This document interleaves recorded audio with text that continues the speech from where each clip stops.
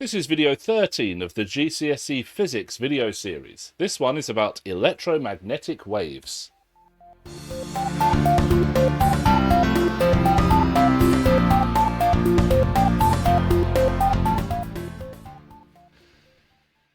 And I'm not sure that these lessons are in the most sensible order, but we'll go with it anyway. It's the same order as the textbook, so it can be helpful for students to follow them along, if you've got the right textbook, of course. This is lesson 79, the electromagnetic spectrum. So there's a few things going on here. The first thing is this table on the left of unit prefixes. You need to memorize them all. You need to be able to see a letter like a capital T, capital G, capital M, and so on, and recognize that that is a variable that contains the number that is written next to it here. And you have to know their names. Millimeters, the first M is this M here, which is 10 to the negative 3. So millimeters is 10 to the negative 3 meters. Micrometers, 10 to the negative 6 meters. Now that is something that students really do struggle with, but when we're talking about the electromagnetic spectrum, we have a huge range of wavelengths of electromagnetic radiation. So it's very important that students can use these unit prefixes, these multipliers, when understanding what values of wavelengths and frequencies are. So here's a picture on the bottom right, where we've got gamma radiation to the right and radio waves to the left and everything in between.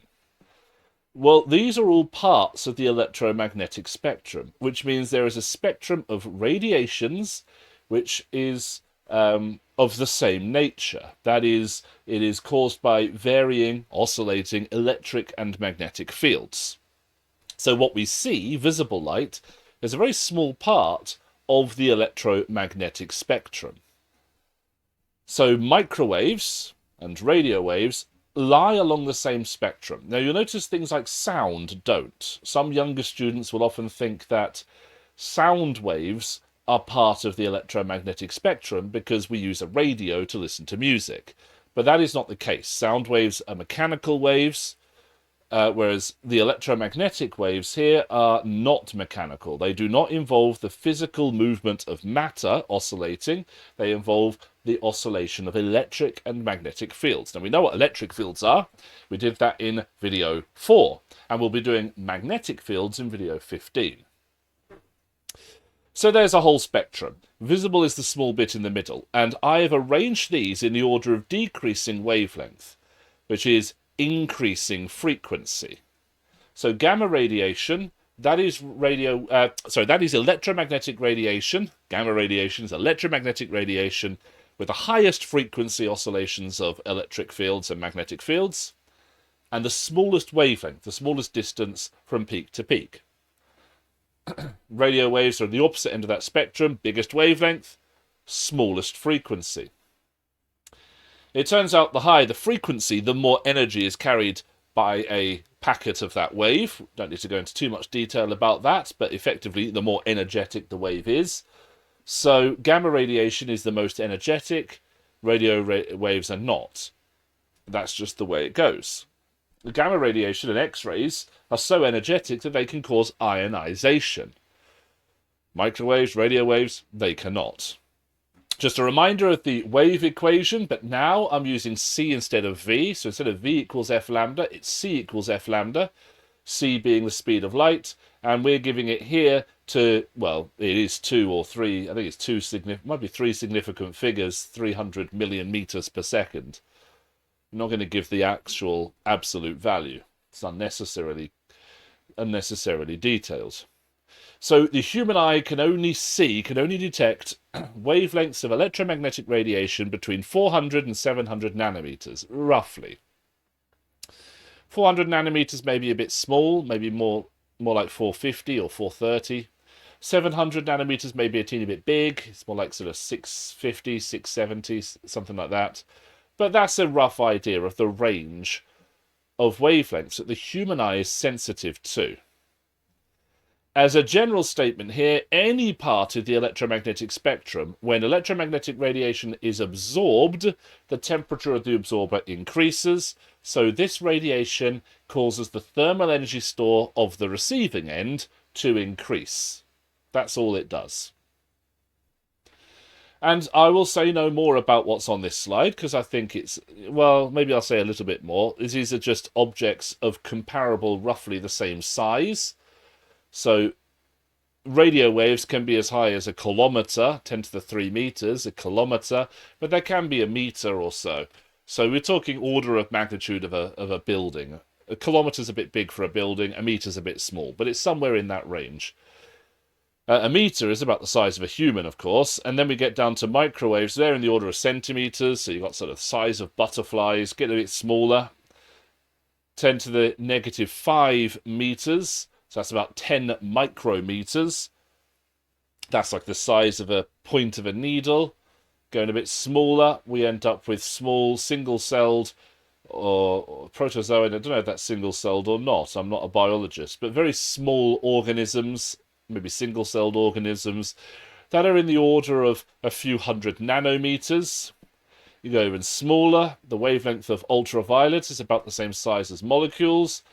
The wavelength of X-rays is about the same size as an atom, and the wavelength of gamma radiation, it says here the size of an atomic nucleus, but is actually much bigger than the size of the atomic nucleus. The size of atomic nucleus is more like 10 to the negative 14, 10 to the negative 15 meters. 10 to the negative 12, way too big.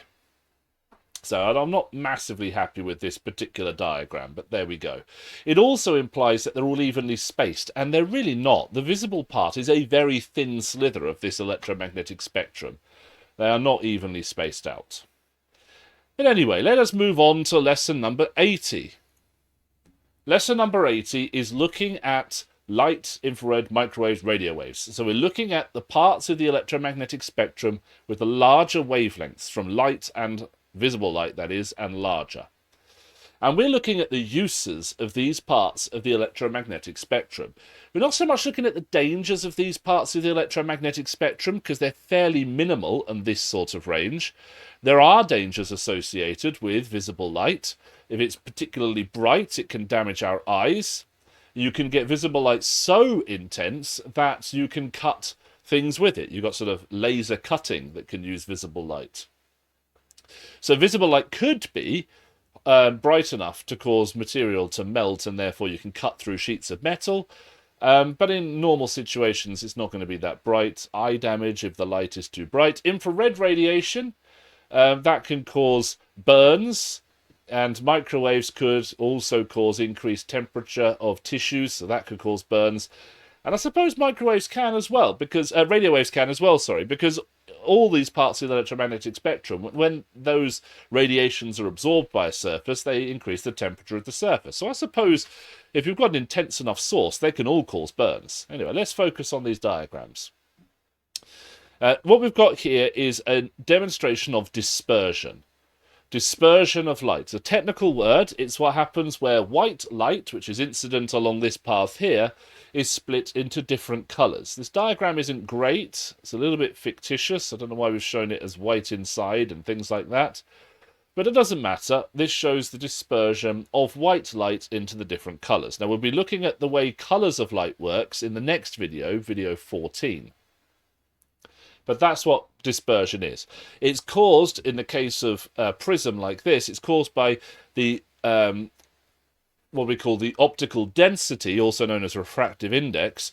So the amount the light is slowed down by is caused by that, depending very slightly on the wavelength of the electromagnetic radiation, or in this case, the visible light. So that light is slowed down by more if it has a higher frequency, so smaller wavelength, and it's slowed down by less if it has a lower frequency or higher wavelength. So within the glass, red light does actually travel a bit faster than blue light. It's just the way it is. It's only a very small difference, but it's enough to cause the colours of light to separate. So what can we do with that? Well, the fact that white light contains all the colours and our eyes are sensitive to different colours, that could be useful.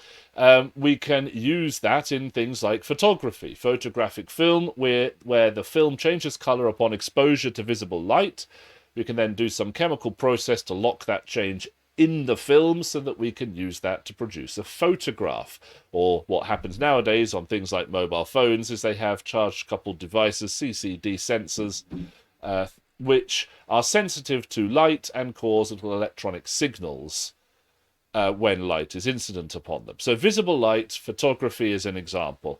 We can also use visible light in optical fibers for transmitting information.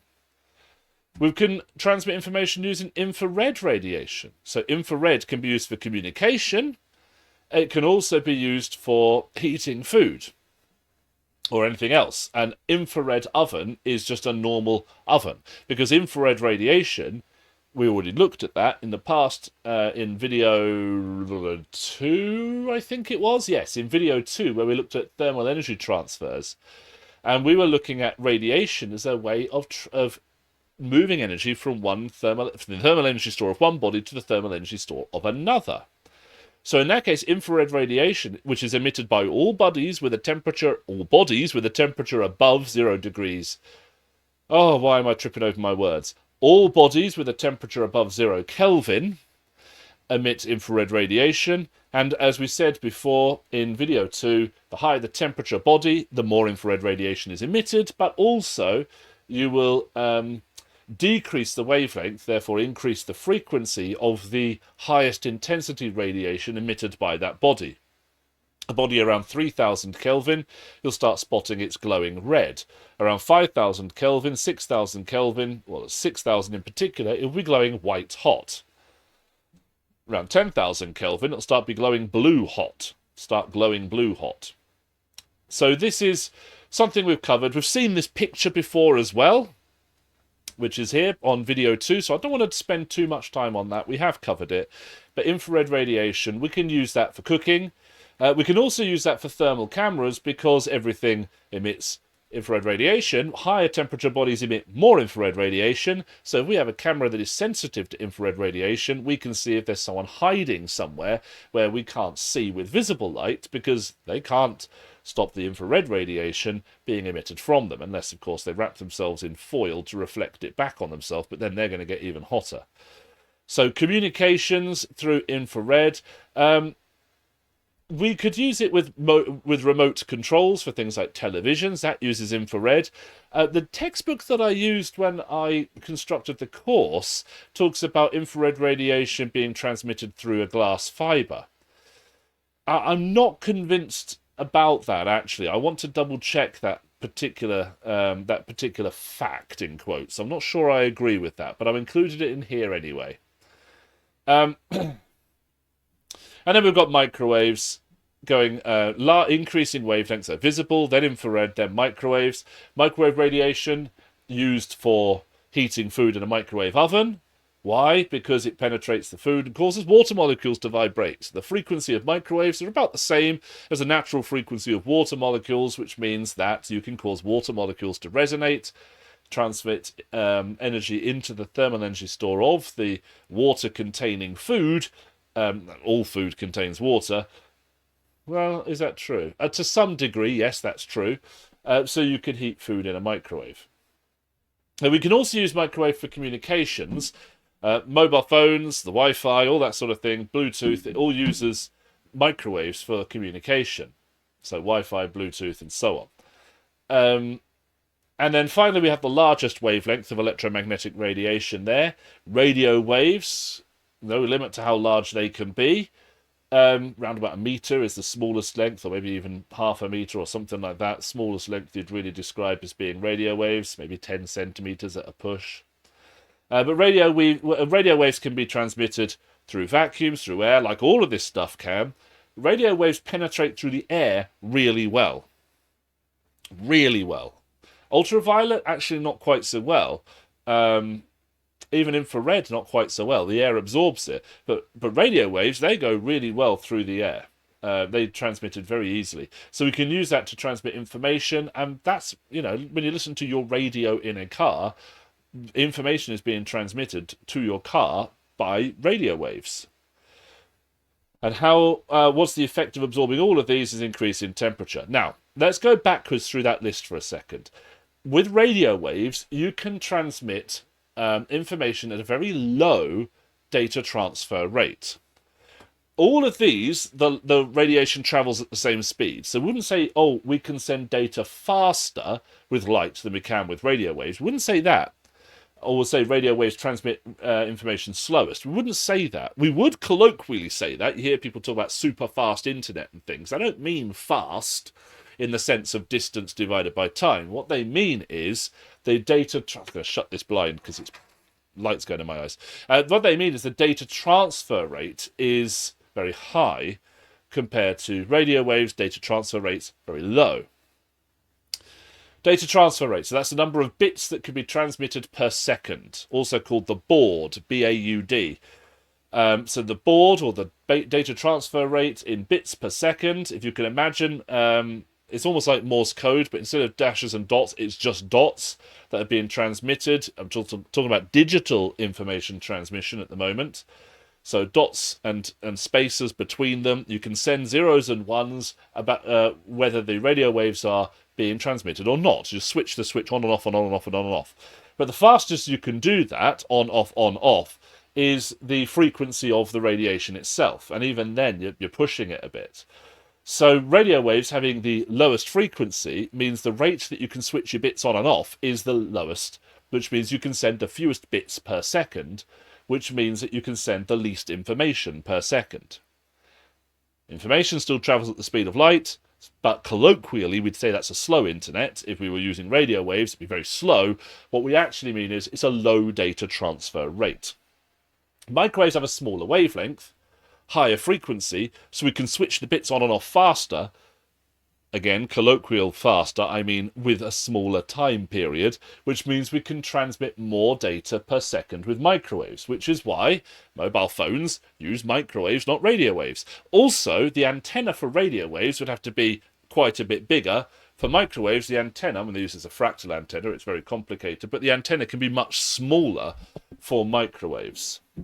It's hard to think, but these do have antennas in them. Infrared, even smaller still. Wavelength, so even higher frequency still, so you can transmit more data per second with infrared. Visible light, yet more still, because the frequency is, again, that much higher. So if we continue on that route, you might think, well, ultraviolet is even higher frequency. Why don't we use data transmission through ultraviolet? Well, we do Blu-ray DVDs, well, they're not DVDs, are they? Blu-ray video discs. I don't know if they're still a thing, if people still use them. I'm not sure anyone does anymore, actually. But ultraviolet, I don't think the benefit outweighs the drawback of trying to use ultraviolet detectors and transmitters. If we go even higher, using X-rays to transmit data, no, forget about it.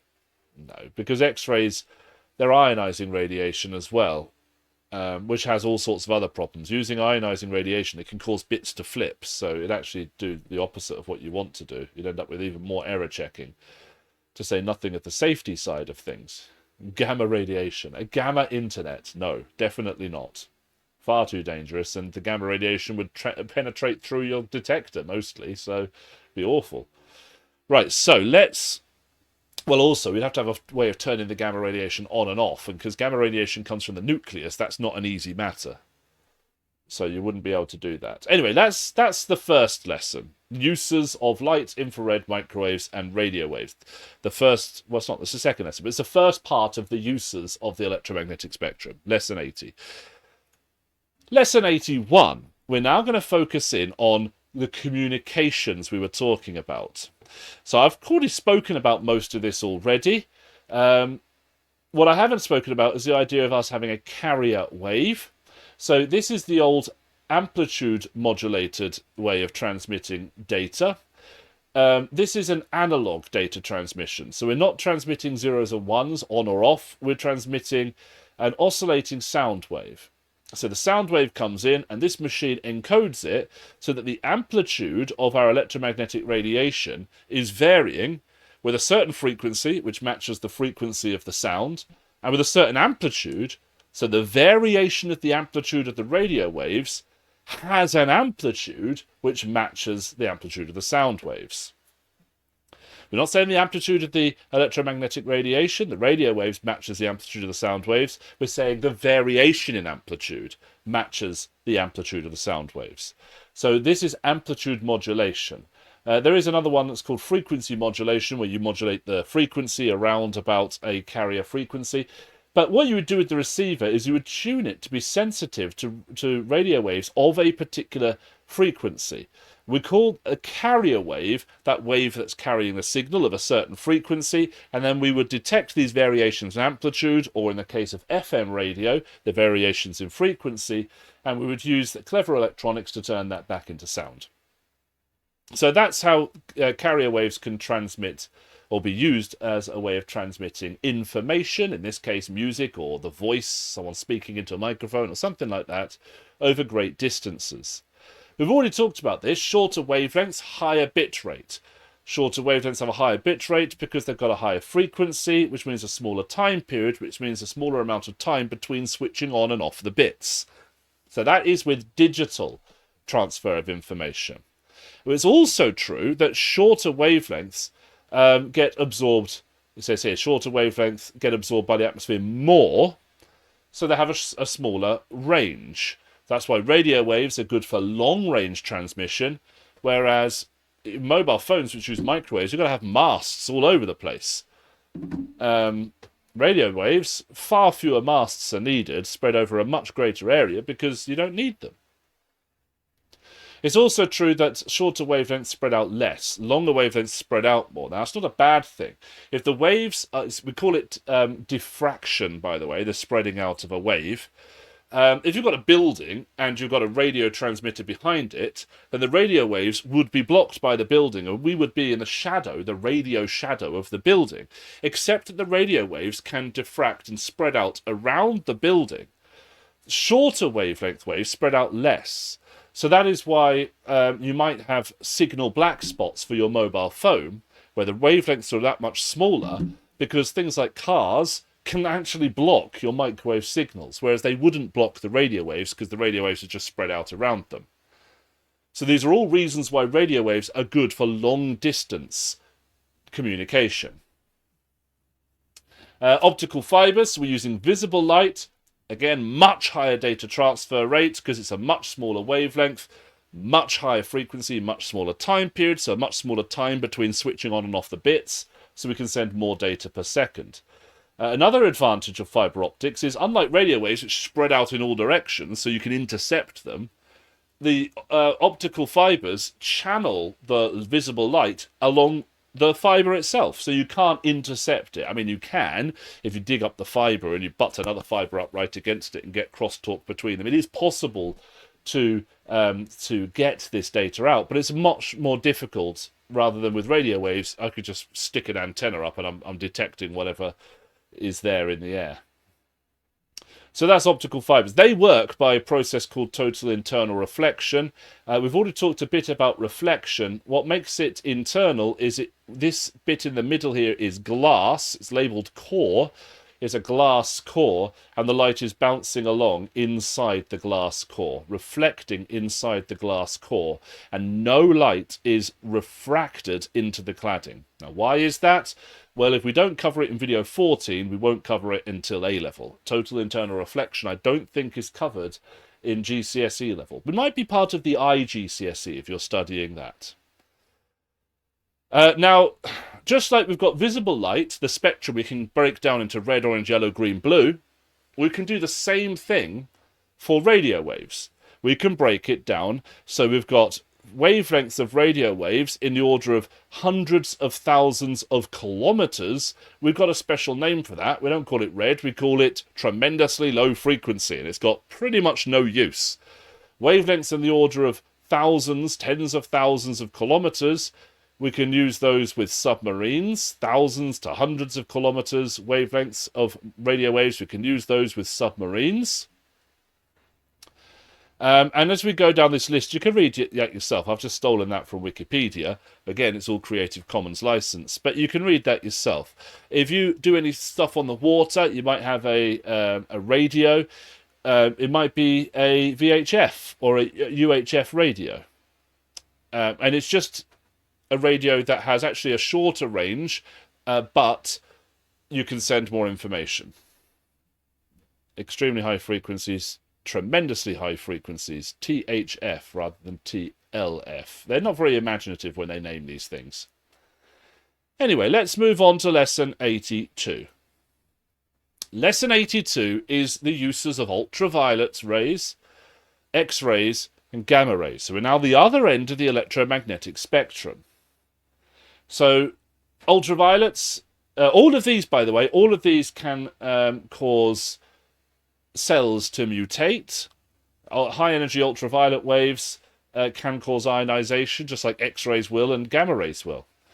And so they all carry certain dangers. All of these could cause living cells to be damaged, to be killed, or even become cancerous. UVC radiation is very dangerous. You have to use sun cream against UVA, UVB, UVC radiation as well. You've got to be very careful with that. UVC doesn't penetrate very deep into the atmosphere, but UVA and UVB does, and that can cause skin cancer if you absorb it into your skin. So just like we've got the visible spectrum with red, orange, yellow, green, blue, purple, we've got the ultraviolet spectrum with UVA, UVB, UVC. We've got a spectrum within that band of the electromagnetic spectrum, a smaller spectrum. So ionizing radiation, all of these are examples of ionizing radiation. They are all dangerous. So we have to be careful with them. One of the things we do when we're using X-rays, gamma rays, not so much ultraviolets, but using X-rays and gamma rays, is we can use a film badge, a dosimeter. Now the film badge has certain windows. Those windows allow radiation to be incident upon the film underneath. And there are different thicknesses of metals blocking the film badge. This is quite an old technology. Actually, we don't really use this technology very much anymore. We tend to, although it's passive, so it's a good backup. But there's good electronic systems as well now. This one, I think, is 2014, so it's 10 years ago. Maybe we still do use it as a backup. But there'll be a window where X-rays can arrive at, and the more X-rays arrive, the darker that bit of film becomes. So we can use that to determine how much of a dose the person received while they were being exposed to those X-rays, for example, if you work in a hospital. In terms of dose equivalent, as you can see here, a CT scan, a computer tomography, so it uses X-rays, scan of your abdomen, that is nearly at, what is that? That's an 8, I think that's 8 millisieverts. 8 millisieverts. Just watch this scale. It's a logarithmic scale again. Annual average US dose across the whole year from all sources is 1, 2, 3, 4. I think it was roughly like 4 millisieverts. So you get your whole year's dose, double your whole year's dose, just with one abdominal CT scan, which is why they don't like doing it very often. The more radiation you're exposed to, the higher your risk of cancer. So they don't like doing things unless you have to. There are limits, like radiation worker annual limit is all the way up here on 20 millisieverts. But if you go to the International Space Station, you're going to be receiving all the way up here, 80, is that 70 or 80 millisieverts? Which is quite a lot. If we go to Mars, a 180-day trip to Mars, you're all the way up here somewhere with 100, 200, 300, more than 300 millisieverts. Huge dose.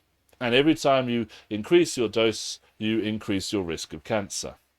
Spending 500 days on Mars, you've got some protection when you're on Mars, but not a huge amount. So 500 days on Mars, you're still exposed to a huge amount of radiation. Thank goodness we've got an atmosphere to absorb some X-rays and some ultraviolet waves to keep us safe.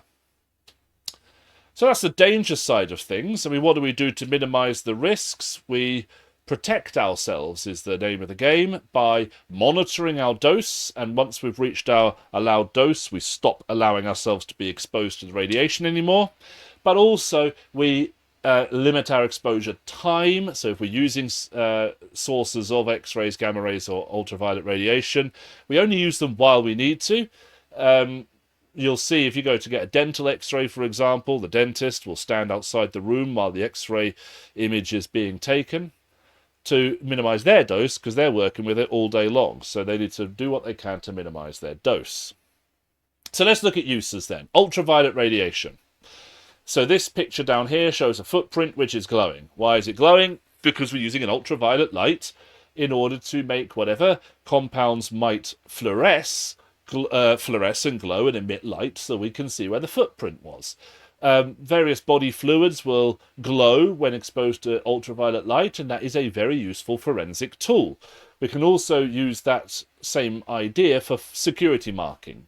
Notes, money, what Americans would call bills, money, will have inks and dyes that fluoresce when exposed to ultraviolet light, so that you can check and see if they're counterfeit. Because although it's possible to counterfeit those dyes, it's a bit harder. It just adds an extra step to make it harder for people to counterfeit the money. So it doesn't completely stop counterfeits, but it does certainly help. If you don't know what the word counterfeit means, it's a fake note. A fake £10 note is a counterfeit £10 note. For example, driving licenses, passports, credit cards, all these sorts of things have ultraviolet sensitive fluorescent ink on them, so that you can check and see what is genuine. So security marking. As it says here, it says some chemicals emit visible light after absorbing ultraviolet light. That's what we call fluorescence. That is what fluorescence is. The danger: if you're exposed to ultraviolet rays, skin, eyes, all that sort of thing can become damaged, maybe even become cancerous. So that's the danger. X-rays.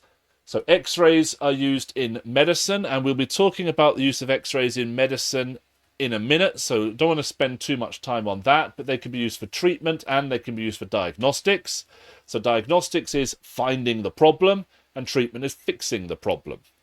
Why do we use X-rays? They can penetrate the skin, the muscle. They don't penetrate bones very well. They're blocked by bones, absorbed by bones, which is a bad thing, because if you're absorbing X-rays, you're probably ionizing the cells in the bones. Yeah, bones are made out of cells.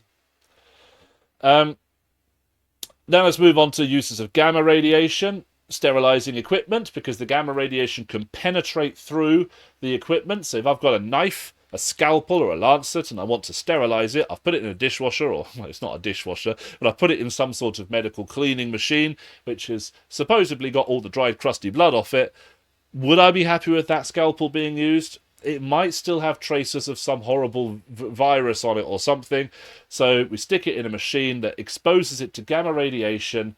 That gamma radiation can penetrate through the knife. So there's no nooks or crannies in the knife that are shielded. And so anything that might have been alive on that knife and has infected the next person who needs to be cut with it, all those nasty things are going to be killed, so the knife would be sterilized.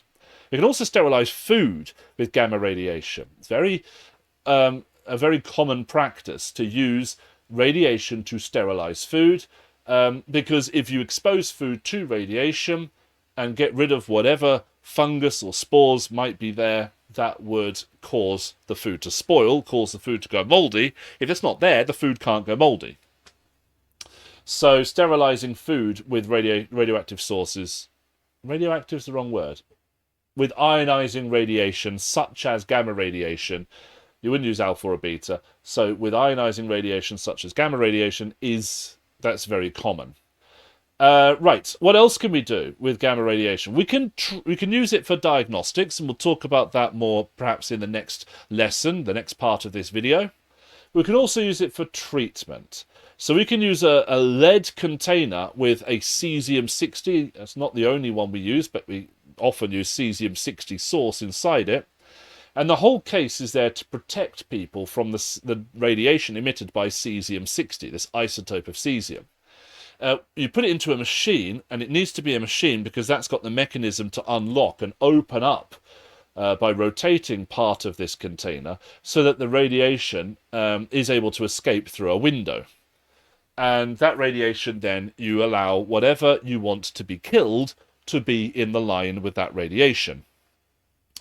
Now, anything in line with that radiation, you're going to kill cells. You're also possibly going to make cancer cells. So we only really want to do this when the benefit of killing cells outweighs the drawback of probably causing cancer. So if you've already got cancer, for example, this can prolong your life by many years by killing the cancer that's there. Yes, it might cause more cancer, but that cancer will take time to develop, and we can worry about that further down the line. So gamma sources like cesium-60 are used in radiotherapy. That's the use of electromagnetic radiation to treat things like cancers. We call this lead box a castle, by the way. I don't know why. In order to only affect the cells that we want to, one of the things we can do is rotate the source itself around. So you can see this little animation on the bottom left. You can't miss it. It's been whirling away the whole time. This is a schematic of a person. This is their head, and this is a brain tumour that we wish to kill by using gamma radiation. Can't use X-rays because they're not really going to penetrate the skull enough. So we place our cesium-60 source in a grey box and we turn the window so that it starts emitting radiation. And the radiation is following this red path. If you look at the green bit where the tumour is, it is always being exposed to the radiation from the cesium-60 source, the gamma radiation. Whereas the bit of flesh, the bit of brain here where my cursor now is, well, right now it's not being exposed. Now it is, but now it's not. So most of the time, it's not being exposed. Whereas the bit we do want to treat is always being exposed. So this is a common machine sort of system that's used in radiotherapy to try to minimize the exposure of the healthy tissue whilst maximizing the exposure of the tumor that we're trying to kill with the gamma radiation. So let's look at the use of X-rays in medicine in more detail. I haven't talked, actually, let's just go back a sec. I haven't talked about the use of gamma radiation as a tracer. But I think I talked about that already in video 7, which was about which was about radioactivity, about ionizing radiation. But we can use gamma radiation as a tracer as well. Have a gamma source in the body and it emits gamma radiation. Use a gamma camera to detect where it is, see if it's where it should be. We can do diagnostics of the human body, the various pipes that exist in the human body, by using gamma radiation sources like that. Okay, so X-rays in medicine. We can do very simple X-ray images, like this one up on the top right. I believe that was, is that Röntgen's first image of his wife's hand? I can't remember. But the bones block the radiation, whereas everywhere else doesn't. So this is an inverted image. The original image will have had the parts around the outside that are now light as being dark, and the parts that are dark as being light. And then they developed the photograph negative by inverting it. So what happens is the X-rays incident upon the film, the photographic film, make the film darker. We talked about this when we talked about radiation in video 7 as well. This is useful because we can spot broken bones. So here is an image. This one, they haven't bothered inverting it, probably quite sensibly because bones are white, so it's the way our brain usually works anyway. This is in fact my chest cavity. After I crashed my car in 2020 into a concrete lamppost, this is the remains of the car, and I had to go and have a chest x-ray as part of the checking that nothing had gone horribly wrong inside my body as a consequence of the crash. So this is in fact my chest. If you spot anything that looks dangerous, do let me know, although that was quite some time ago now, at least 4 years ago, at the time of recording this, that I had that accident, so it's probably anything dangerous in there probably is well on the way to killing me by now, but never mind. Here we are, this is my chest, and there were no broken bones. If there was a broken bone, you'd see a crack in the bone, you'd be able to see it. That was very basic X-rays. There are more advanced X-rays, such as this one, where a range of different frequencies of X-rays are used, and those different frequencies have different absorptions amounts or intensities of radiation absorbed by different densities of tissue. And so by using that range of X-rays, we can get information about, for example, where the bones are, but also things like muscles and flesh and all the rest of it. And that's really useful. If we want to, we can have a CT scan. I don't know what was wrong with this particular pregnant human being, but here is a fetus in a position that looks like they're about ready to emerge. This, you can see the bones are coming out white. Other parts are in red. This is an incredibly sophisticated X-ray image, where the X-rays of a range of different wavelengths within the X-ray part of the spectrum have been transmitted through this body in a range of different directions, and then a computer has put those images together to produce this three-dimensional image here. So this is a type of very sophisticated CT scan. It's unnerving how much you can see in this CT scan. It's also quite horrible that the colour scheme they chose to use was white for bones, everything else red. It just looks very unpleasant to look at. I am not fit for medicine. The picture on the top is just how you make X-rays. You accelerate electrons and allow them to be incident upon a metal target, and that metal target then emits X-rays because it gets excited by the beam of electrons. So that's just a very simple way of making X-rays.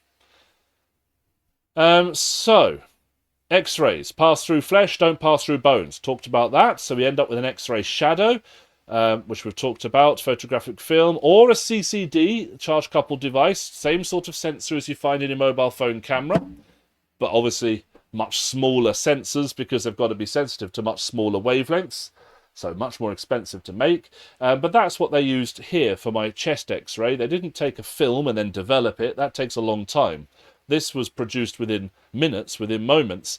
I went next door, the doctor pulled it up on the screen, looked at it, went, yeah, you've got nothing broken there. And I said, can I have a picture of that? And he went, well, it's not normal. I went, yeah, but can I? Click with my camera. And he said, yeah, go on then. So that's how I got that picture. If you don't ask, you don't get. So, I can't remember what I was saying. Yeah, so that used a CCD because it was a bit faster. We've used the old style of photographic film. It gets darker. We've talked about this already. Rontgen's wife's hand, here it is. Mr. Dalby's torso, that's me. I'm Keith Dalby. Hi, welcome to Physics with Keith. If we want to get the sort of contrast we can see here, we can use a range of different X-rays, but we can also introduce compounds that act as a contrast medium. Internal organs can be visualized with low-energy X-rays if we introduce something quite dense, like barium, that sticks to various different parts of the body. So we can use contrast media. I don't really understand how that works. I haven't done medical physics, so I don't really know how that works. X-rays damage, but if you know, let me know in the comments. Right, so X-rays can damage living cells, which is why we don't have X-rays all the time, only when necessary. And we've got a little thing here at the bottom about dose, how much damage the radiation does to a person's body is related to the radiation dose. It does depend on the type of tissue, the type of radiation, the exposure time, all that sort of thing. And there's a little box at the bottom there that says stuff we already know. So that's pretty much everything you need to know about the electromagnetic spectrum, about electromagnetic waves. In the next video, video 14, we're going to be looking at optics, visible light, so reflection, refraction, lenses. Woof, it's a hard video. So make sure you subscribe and stay tuned so you can watch that one. But also, if any of this is not quite clear and you think, oh, you know what, I need to be able to ask questions and get answers and I need help with this. A lecture like this is never going to be able to do that. But my live tuition, my weekly tuition that happens during term times, is fully interactive. That's available. You can sign up for that. Go to physicswithkeith.com to find out how, or click the link, or click on the, what's that called, the QR code. Let's get some more light in my face. There we are. Oh no, too harsh a shadow. Anyway, there's the QR code. So off you go. Go there, subscribe, or enroll, should I say, to Physics with Keith, weekly tuition sessions, and then tune in on the days when we're doing the sessions, and you'll get the benefit of doing that. Thank you for tuning in. Hope you found that useful. I'll see you again in the next video.